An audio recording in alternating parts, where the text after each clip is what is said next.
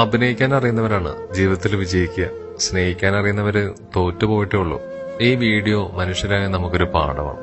ഈ 3 പക്ഷികളെ മനുഷ്യരോട് നമുക്കൊന്ന് തുല്യരാക്കി നോക്കാം. ആദ്യം ഒരാൾ വന്നു. അദ്ദേഹം ചുറ്റിനും ഒന്ന് നോക്കിപ്പോയി. ശ്വാസം കിട്ടാതെ പിടയുന്ന അതിന്റെ വേദന ഇയാൾക്ക് അറിയുമോ ആവോ. രണ്ടാമതൊരു മനുഷ്യൻ വന്നു. സഹായിക്കണമെന്നുണ്ട്, എന്നാലും ഒന്ന് തലോടിപ്പോയി. മൂന്നാമതൊരു കൊക്കു മനുഷ്യൻ വന്നു. അദ്ദേഹമാണ് നമ്മുടെ ഇന്നത്തെ താരം. സ്നേഹിക്കാനും സഹായിക്കാനും ഒരു മനസ്സുണ്ടെങ്കിൽ നമുക്ക് ആരെയും രക്ഷപ്പെടുത്താം.